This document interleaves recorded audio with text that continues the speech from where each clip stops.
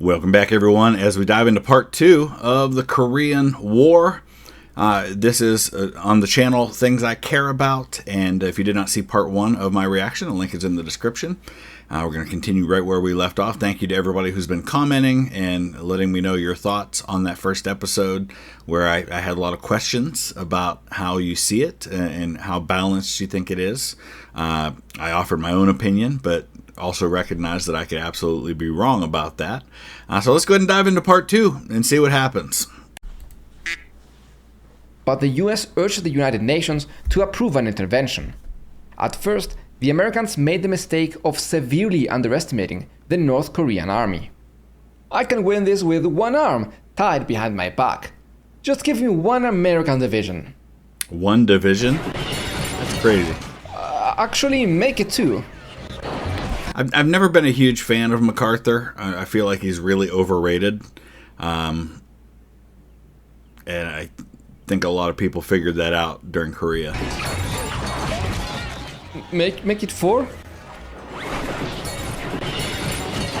Send the entire army. It is likely that racism was an important factor that caused Americans to consistently underestimate the Korean military.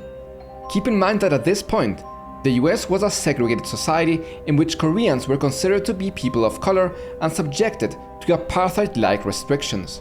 In Virginia, they had to drink from colored fountains. In many southern states, they were not allowed to marry Caucasians, and many western states forbade them from owning property. But don't take my word for it.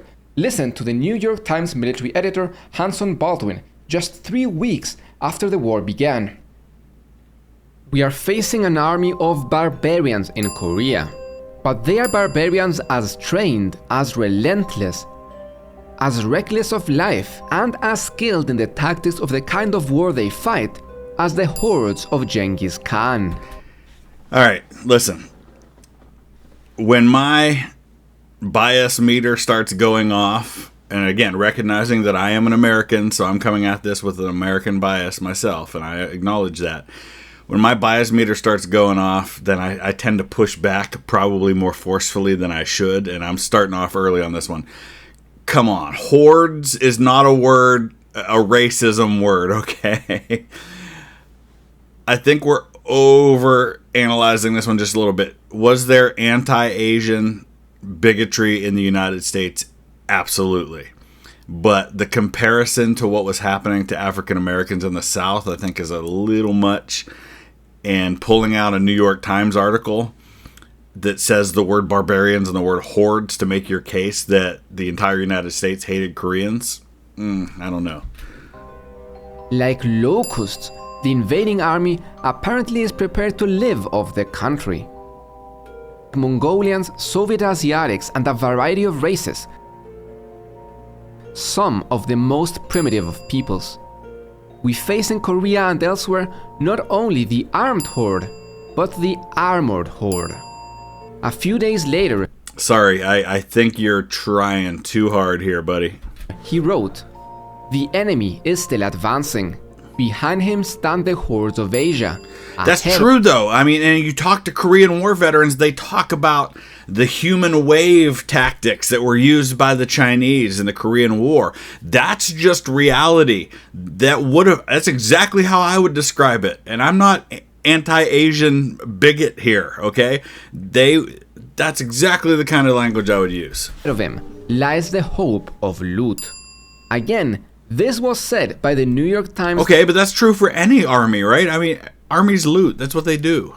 This is one guy, Hanson Baldwin. Maybe you want to make the argument that Hanson Baldwin's a racist? Go ahead. But one guy writing articles in a major newspaper does not an entire racist country make. Military editor Hanson Baldwin. If this is what they openly said in one this of is the what countries, he openly said. Come on. We can't take one guy. And again, I know I'm pushing back heavy here. It doesn't mean there weren't a lot of people who thought that way, but this is not how you make that argument. The largest newspapers.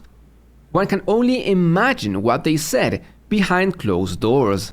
No, you're making Still, assumptions. These primitive, barbaric hordes pushed southward with dramatic success in the summer months of 1950, with one humiliating defeat after another for American forces. Yep. During this entire time, guerrillas were wreaking havoc on the Allies. As a response, Oh, don't use the word guerrillas. That could be a racist word. South Korea and the US began a brutal campaign and burned down every village that was suspected of harboring communist sympathizers, usually with napalm. In July 1950 in Nogun-ri, American soldiers machine-gunned hundreds of helpless civilians who had taken refuge under a railroad bridge. According to survivors, they returned again and again for 3 days, shooting into families who desperately tried to hide in drainage pipes. By the end of July, the American and ROK forces outnumbered the KPA 92,000 to 70,000, but the retreat continued. In early August, the 1st Marine Brigade went into action and finally halted the KPA's advance, and the front line stabilized at the Pusan perimeter. The North worried too much about covering its flanks, and instead of quickly marching on Pusan, they stayed put. And this is where I was talking yesterday about how this war is a series of huge swings in the front lines before it finally stabilizes around the 38th parallel. This was likely the mistake that saved South Korea, as the pause gave MacArthur time to organize a defensive line. Americans and their allies now had 5 times as many tanks as the North Koreans, with vastly superior artillery and complete control of the sky. At the end of August, North Korea launched another major offensive along the perimeter. 3 battalions crossed the Naktong River, taking Pohang and Chinyu, while also pressuring Gyeongju, Masan, and Taegu. This offensive saw some of the heaviest fighting of the war, with 20,000 American casualties, including over 4,000 dead by September 15. And by the time the war's over, the U.S. battle deaths are going to be somewhere just under 40,000 in this war. But MacArthur came up with a brilliant plan. Nuke 'em! He sent 80,000 Marines to navigate treacherous waters and land at Eventually he says nuke 'em when the Chinese get involved. Incheon, far behind enemy lines. The Marines landed practically unopposed and took Seoul back by the end of September. The North Koreans panicked and quickly retreated back to the parallel, while many guerrillas escaped into the mountains of the south. As the Allies recaptured the south, they found several mass graves with the executed prisoners of war by North Koreans. North Korean mistreatment of POWs would be common throughout the war, in part because of the poor conditions they were able to provide, but there are many documented instances of mass executions of US and South Korean POWs. It is estimated that during the war for the South, the North killed between 20 and 30,000 people. All right, I give him credit for acknowledging that. We're getting a little more balanced now. The invasion of the South left tremendous casualties for all sides. And again, the war could have ended here. The Americans had won. The communists had lost. Truman could have re-established the parallel as the border and called the operation to contain communism a success. But President Truman didn't just want to contain communism, he wanted to roll it back. Let's keep going. But what if the Chinese join the war? Nah, they won't. They won't join. Yeah, they will. Just trust me. Truman should not, in fact, have trusted him. No. While Stalin kept his distance, fearing that an escalation of the war in Korea might lead to another world war, Mao believed that China held a debt to North Korea for the sacrifice of so many Koreans during the Chinese Revolution. The Allied offensive began in early October. The North was forced back time and time again with massive losses. And So now here we have the opposite swing, right? It was almost, North Korea had almost conquered all of South Korea. Now the U.S. and South Korean forces are going to push all the way to the brink of conquering North Korea. And then the Chinese hordes are going to spill over the border. with Stalin unwilling to join the war, Kim Il-sung begged the Chinese to come to their aid. The advance was quick. Too quick. MacArthur's personality again became a big problem. He trusted only himself and often relied on his hunches to make decisions. He created his own intelligence organization and interpreted its results by himself. Rule number 1, MacArthur's always right. Rule number 2, MacArthur is never wrong. When in doubt, see 1 and 2. Tough but fair. Tough but fair. His hubris combined with his racism was a recipe for disaster. It's Hubris. MacArthur ordered a general offensive along the battle line, and again, the Allied forces advanced unimpeded. So I do want to stop and kind of address, he talked about racism there, and he didn't really clarify if he's talking about racism towards Koreans, racism towards his own African American troops, or what. But a couple of things about MacArthur when it comes to racism. Remember that before the Korean War, the U.S. military has been segregated. And it's under Truman as president that desegregation happens. In 1945, right near the end of the war in the Pacific, MacArthur actually wrote an open letter that was to be published in the press about the African American soldiers under his command, and he basically said, to me, I see no difference between the black soldiers, the white soldiers, or anybody in my command. I think they're all equally capable, things like that. But there's a lot of other evidence that points to, in Korea, him not really being on board with desegregating the army, and it's only after he's replaced, I think by Matthew Ridgway, that the real desegregation is effective and happening in the Korean War for the U.S. military. For a week, they met little or no resistance, taking Chosin, Kapsan, Chongjin, and Hyesan. Sir, we have received word from the CIA.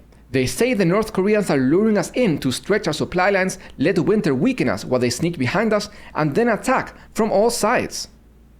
Relax, son. We've got these commies up against the ropes. They're on the back foot, swinging wildly. Remember what happened at Incheon? We landed a knockout blow behind their lines. This is just a desperate jab. We'll counter with a right hook so strong it will send them reeling back to Pyongyang faster than a fumble in the red zone. That was a lot of boxing and football references all in one. What? The military command ignored the warnings, and the attack came on October 25th, 1950. Hundreds of thousands of Chinese soldiers crossed the Yalu River and attacked the Allied forces with Soviet air support. You could say hordes of Chinese soldiers crossed the border. You could also say that about American forces in certain battles. And in just 2 weeks, the communists forced the Allies back to South Korea, although with terrible losses. So again, big pushes back and forth in that first few months. Now they're going to settle in. It's almost like reminiscent of World War I, where you have big movements initially, and then everything kind of settles down and bogs into trench warfare. It's not quite like that here, but similar concept. By January 4th, 1951, Seoul had been seized by the North once again. The South sent the 11th Division to the Gyeongsang province to destroy guerrillas and DPRK sympathizers. On February 7th, they massacred 705 unarmed civilians in Sancheong and Hamyang. 85% of the victims were women, children, or elderly. It is unclear how many, if any of them, had ties to guerrillas. 2 days later, they slaughtered another 719 unarmed civilians, this time at Gyeochang. More than half of the victims were children. To cover up their crimes, the South Koreans burned the bodies and bombed a mountain to bury the corpses.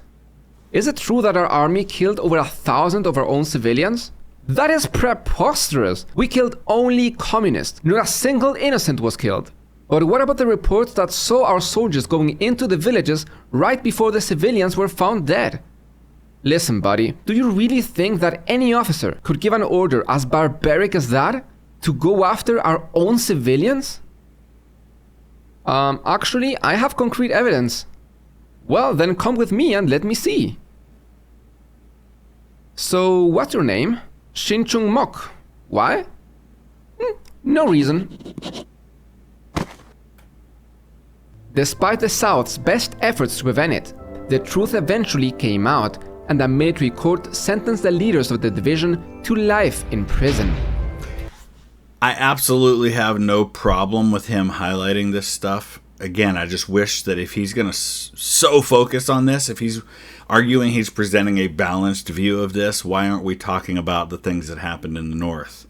Even if they weren't to the same degree as what happened in the South.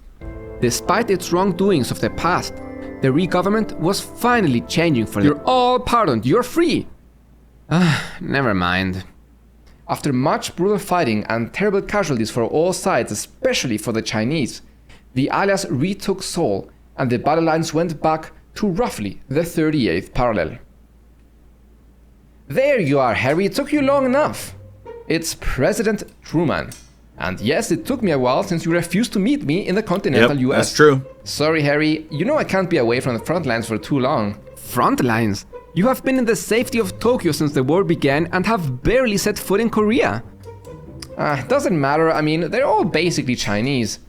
What? No, they're not. Listen, we need to talk. You were wrong about the Chinese not joining the war if we invaded the north, and now we're stuck in this bloody mess. I now have to find some diplomatic way to get us out of it. No way. We can't stop until we achieve total victory. It is the only honorable way. Don't worry, I'll just throw a couple nukes at them. Yeah, he legit wanted to nuke the Chinese. No, you will not nuke them. Sorry, but that's kind of not up to you.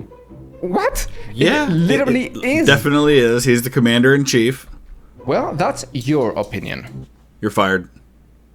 Thankfully, the US decided not to nuke North Korea. Yeah. After Truman found out that MacArthur was corresponding with the Republican House leader behind his back, he had enough of MacArthur and he Mac-fired him. Yeah, absolutely the right decision under the circumstances. For the next 2 years, despite major offensives, especially from China, there would be no long-lasting territorial gains. Yeah, it's pretty much now, that's just where it sits. The war was no longer about unifying Korea, but rather about achieving a better position in future peace negotiations. During the entire war, the US made use of its extensive air superiority to break Northern morale. And you got to remember that in World War II, especially in the latter part of World War II, the US and the British and other Western allies especially recognized the importance of air power. They do it in Europe, they definitely do it in the Pacific, and so this is a continuation of that, and then we're going to see it again in Vietnam, the heavy use of air superiority to try and soften the targets, so to speak, kind of like what artillery was used for in the First World War. It's difficult to use air power against an enemy that it makes use of tactics where they dig in and they have small groups and use guerrilla tactics at times. And not that I'm saying that's necessarily always the case here, but North Korea and the Chinese have decent air power as well. The United Nations Genocide Convention defines the term as acts committed with intent to destroy in whole or in part a national, ethnical, racial, or religious group. This would include deliberately inflicting on the group conditions of life calculated to bring about its physical destruction in whole or in part. American Air Force General Curtis LeMay said, "We burned down..." And let's just say Curtis LeMay is there's a lot of words I would use for him and none of them are positive. "Every town in North and South Korea. They did this mostly using napalm. Napalm is horrifying, and too often it is talked about as just another weapon, so forgive me, but to try to help you grasp the inhumanity of this weapon, I will cite Private James Ransom Jr., whose unit suffered friendly fire from napalm. My men rolled in the snow in agony and begged me to shoot them as their skin burned to a crisp and peeled back like fried potato chips." On June 25, 1951, General O'Donnell, commander of the Far Eastern Air Force Bomber Command, testified in Senate. "North Korea has been virtually destroyed, hasn't it?" "Oh yes, I would say that almost the entire Korean peninsula is just a terrible mess. Everything is destroyed. There is nothing standing worthy of the name. Just before the Chinese came in, we were grounded because there were simply no more targets in Korea." All right, so here's my question. If his argument here, and listen, again, I know I'm pushing back strong and it gives the impression that I'm trying to downplay everything he's saying. I'm not. I don't agree with his conclusions and the way he's making this argument. I'm not disagreeing with the fact that atrocities were committed on both sides. Absolutely. It happens in war. It happened in World War II. You know, we talk a lot about the Germans committing the Malmedy massacre, but we don't talk nearly as much about the fact that there was a retaliatory massacre by the 11th Armored Division of the U.S. Army on German soldiers. It absolutely happens. But to make the argument that cities were destroyed by air power means it's a genocide, if that's true, then we have to say the same thing about Germany. We have to say that the U.S. and the British were committing genocide by destroying German cities, or that the Americans were committing genocide by destroying Japanese cities with bombing. Destroying cities is a horrible, horrible, horrible part of war. It does not automatically equal genocide. I just am not convinced by his argument here of that.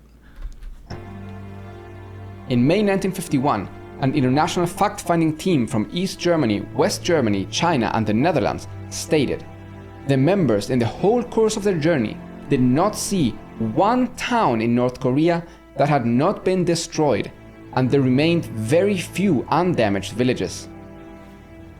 A Hungarian writer, Tibor Mirei, wrote, "Everything which moved in North Korea was a military target for the Americans. Peasants in the fields often were machine..." Wait a second. It doesn't say for the Americans. He just added that in there. It was a military target. Listen, I know you're trying to argue bad America here, but don't make stuff up to do it. Just read what it says and let people draw their own conclusions. Gunned by pilots who, this was my impression, amused themselves to shoot them. Yeah, that's horrible. And the statement's horrible enough on its own. You don't have to change it. A complete devastation between the Yalu River and the capital. He said that there were no more cities in North Korea. My impression was that I am traveling the moon because there was only devastation. Every city was a collection of chimneys. A battle report stated, "We killed civilians, friendly civilians, and bombed their homes, fired whole villages with their occupants, women and children, and 10 times as many hitting communist soldiers under shower of napalm. And the pilots came back to their ships stinking of vomit, twisted from their vitals by the shock of what they had to do." After running out of targets, the US began bombing the country's irrigation and hydroelectric dams, which flooded crops and ruined farmlands. Millions of people lost their access to food, and only emergency assistance from China and the Soviet Union prevented a massive famine. During Operation Hudson Harbor, the US deployed B-29 bombers, the same ones that dropped the atomic bombs over Japan and had them fly over North Korea, and even dropped dummy atomic bombs to terrorize the population. The air war had no military purpose, and it accomplished nothing but to kill countless people.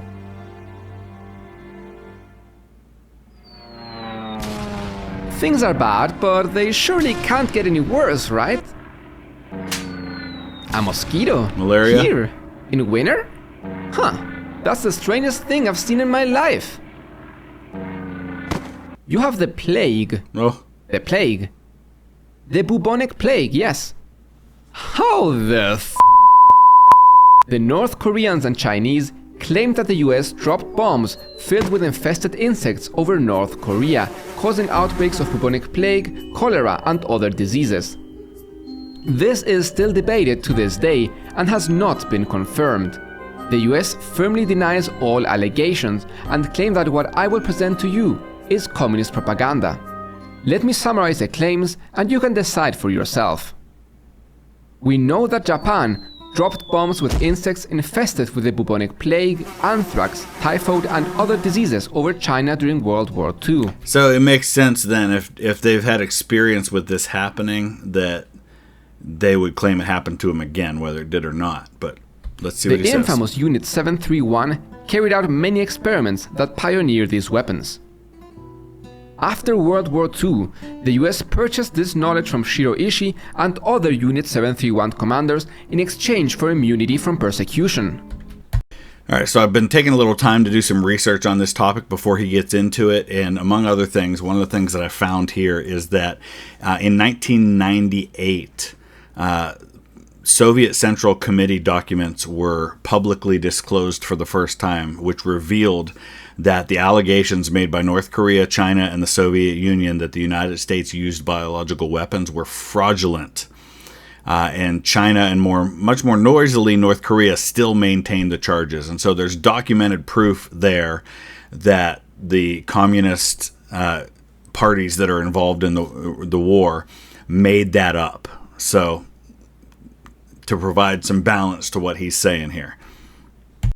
And if you'd like to read all this for yourself, if you go to thewilsoncenter.org, the name of this article is China's False Allegations of the Use of Biological Weapons by the United States During the Korean War. And it's from March of 2016 by Milton Leitenberg. And it's all pretty well documented here. It's a really, really long article, as you can see. But it's got all of the sources there and everything, detailing the specific documents, the communications between the leaders of North Korea, China, and the Soviet Union as they plotted this allegation they were going to make about the U.S. using bioweapons.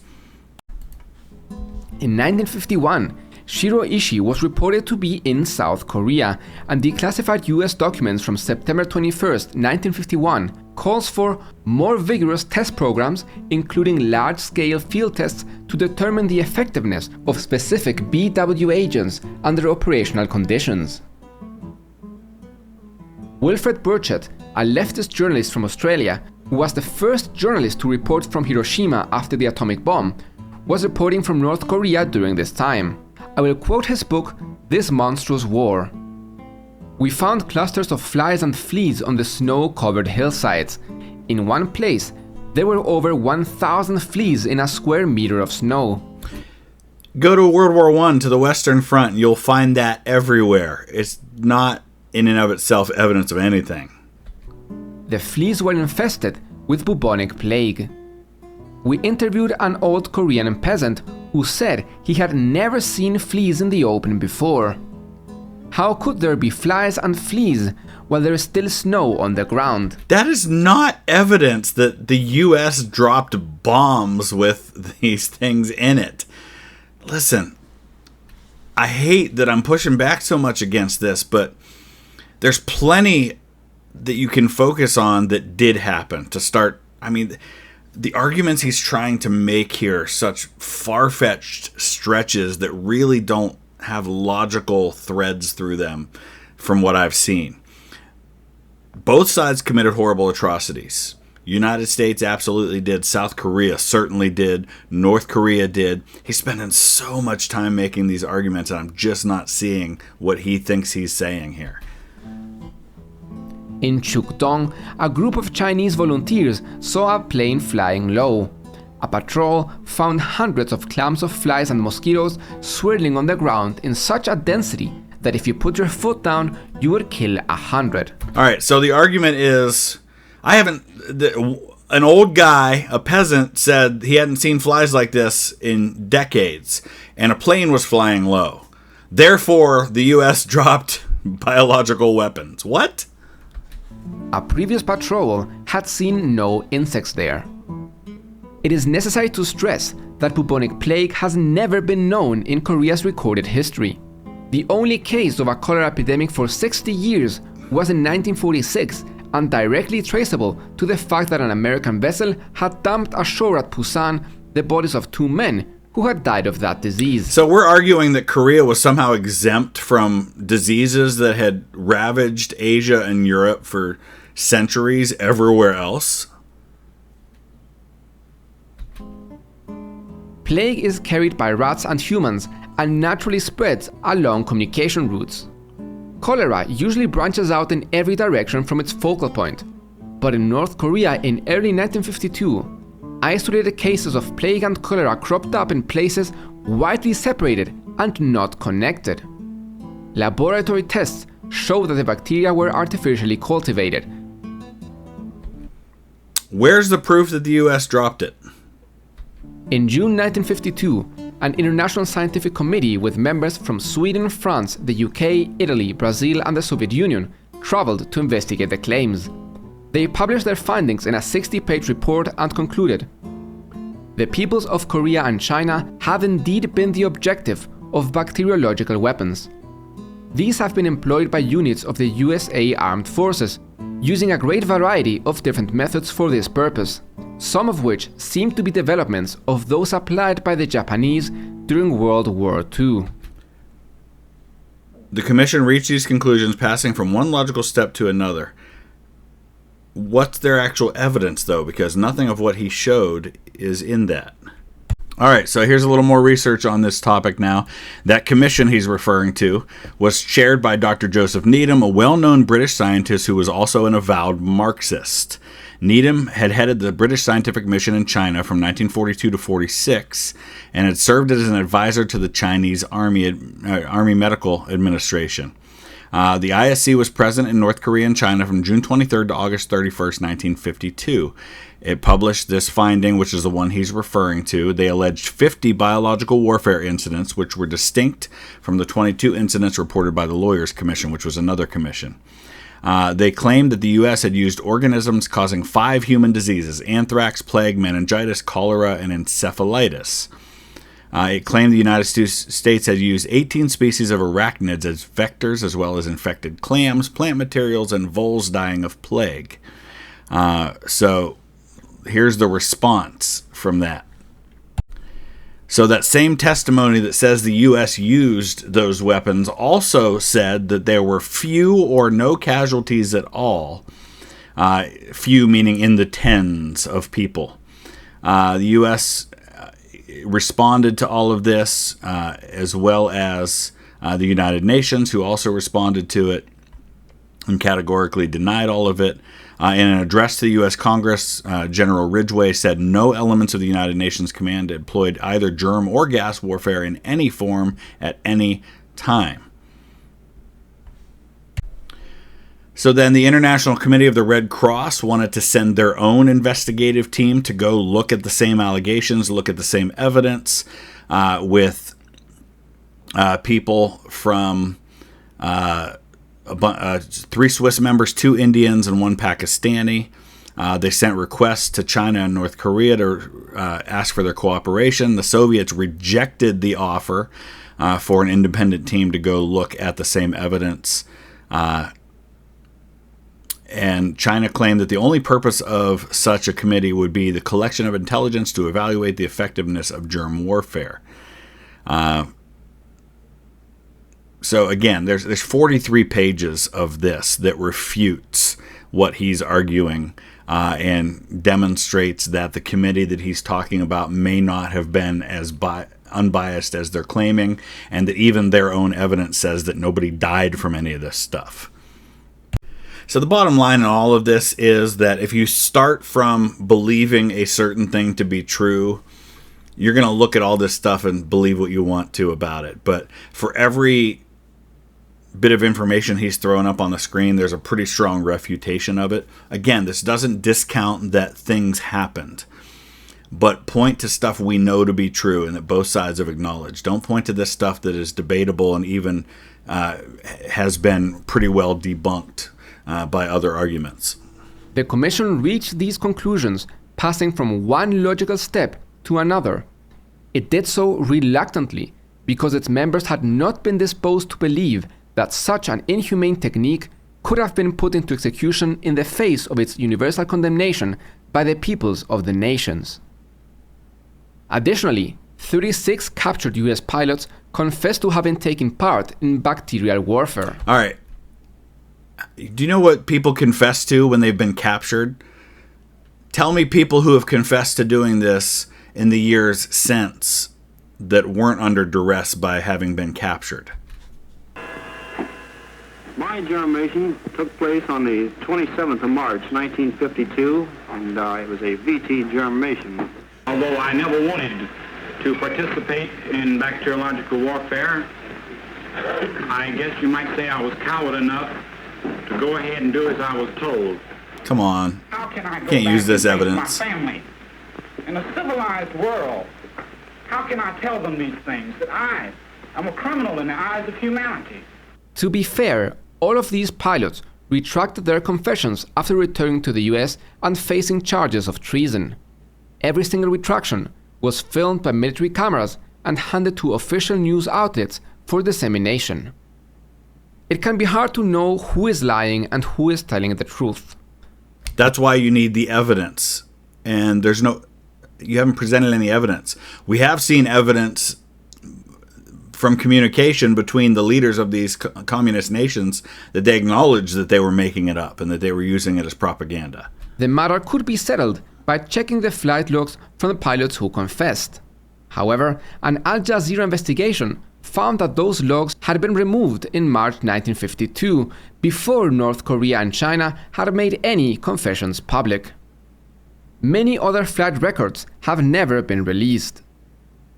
There are many other claims and counterclaims. This issue is hotly debated, and it is impossible to mention every argument in this video. So please So at least present some of the arguments against it. If you want to argue that you're being unbiased, which is the claim that's being made here, that this is the first real unbiased view.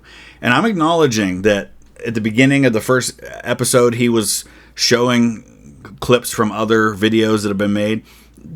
Probably, almost certainly have a very pro-UN view of this conflict. But if you're arguing they're all biased, but I'm going to give you the truth, then when you're making all of these arguments and then you say, oh, but there's also counterclaims, but you don't actually show any of the counterclaims, you're proving your own bias. You're showing, when you spend 20 minutes talking about the atrocities committed by South Korea and 30 seconds on what the North did. Oh yeah, North did some stuff too. Let's move on. You're demonstrating your own bias. So I'm all for presenting this stuff, but don't just say also there are counterclaims, but then don't show any of those if you want to really be unbiased. keep in mind that there is much more to this story. Use this as a But I'm only going to tell you one side of it. Entry to learn more about it. There are many interesting details that don't make it to the final cut of the video, either because they don't translate well into animation or because they would extend the duration of the video too much. That is why I am now launching accompanying articles for each video on my website nickheumann.com, where you can find out much more about your favorite topics. So if you enjoy my content, please consider checking out my Patreon or just tuning into my live streams on twitch.tv/TikaNick. On my streams, we held conversations. We like to go in depth into these and many other topics, talk about things that are currently going on in the world, and it gives rise to many interesting and fun conversations, so I do recommend that you check it out. And listen, I love the fact that he's offering a non-American point of view on these topics. All for that. And I thought for the most part, the Vietnam one wasn't too bad on that. I didn't feel like I felt a little bit of an anti-American bias, but nothing that wasn't like way out of line. This one feels different to me. Either way, your support is vital to keep this in-depth historical content going. All the relevant links are in the description, and I would love it if you could just check them out. Anyways, back to the video. On and off negotiations lasted for about 2 years, but after the death of Stalin, the Soviet Union became too busy with internal struggles, and China realized that they couldn't help the North Koreans by themselves. So finally, on July 27, 1953, North Korea, China, and the United Nations Command signed the Armistice Agreement. President Syngman Rhee... For now. Because, yeah, technically, it's still under the Armistice. There's never been a permanent peace treaty that's been signed. ...refused to do it, and no peace treaty was ever signed. The Korean War left about 3 million people dead, making it the deadliest conflict of the Cold War era. Yeah. It also had the highest rate of civilian casualties, who were about 70% of the dead. The North likely lost between 210 and 310,000 soldiers, and between 1 and 1.5 million civilians, many of whom died from exposure. In total, the North lost around 20% of its population. Its cities were wiped out, and survivors were forced to live in caves or mud huts. South Korea reported about 140,000 military deaths, 25,000 missing, and almost 500,000 injured. The US suffered over 30,000 battle deaths, 7,000 missing. I think it's about about 38,000, because you figure those missing are also dead. And almost 3,000 non-battle deaths. Other UN nations lost in total 3,730 soldiers. The Chinese claim to have lost just under 200,000, while the United Nations claims the Chinese lost double that many. About 80% of the known massacres were perpetrated by the South and 20% by the North. The Korean War shaped both North and South. But let's acknowledge here, too, that he did say known. And I'm not disputing those numbers because I don't have those figures in front of me and I don't have the information to debate it one way or the other. I do recognize, though, that the odds that we are going to know about what happened under the North Korean Communist government are much less likely than what we know happened in the South Korean government, just because of the nature of the Cold War and how secretive communism tends to be about such things. South Korea forever. South Korea received the protection of the United States and was beneficiary of many aid programs to quickly develop the country. But the country would remain a brutal dictatorship for another 30 years. True. Japanese collaborators continued to play a key role in the nation. By 1990, 90% of South Korea's elite had direct ties to collaborators of the Japanese occupation. To put this into perspective, imagine if in France, 90% of the society's elite had gotten there thanks to their collaboration with the Nazis. The failed invasion of the North in Korea influenced the US during the Vietnam War not to invade North Vietnam. The Korean War also fundamentally changed the American country forever. Up until the Korean War, the US had never supported a large standing army, and the military was a negligible factor in its history and culture. Usually after... I don't know about it being a negligible factor in our history and culture. Really don't think that's true at all. Each war, the military just blended back into society. But after the Korean War, the US began building its worldwide network of military bases and almost tripled its defense spending, even in times of peace. But that also corresponds with the Cold War in general. The beginning of the US industrial military complex. North Korea would never forget the devastation of the war. It was not just the Americans and South Koreans who had done this to them. It was the United Nations. It felt like the world was against them. From this point on, North Korea shut the world out, and the military became a central part of its culture. They obsessed with becoming powerful enough to stop any future Japanese or Americans. To ensure their safety, they needed to build the ultimate weapon. For this, no repression would be too harsh and no measures too extreme. From the ashes of the Korean War would rise a North Korea that we know today, as they vowed never to forget. All right, so let me know your thoughts about that. I think I've said quite enough about the topic already. I am a little hesitant to dive more into his other videos now because I'm feeling a bit of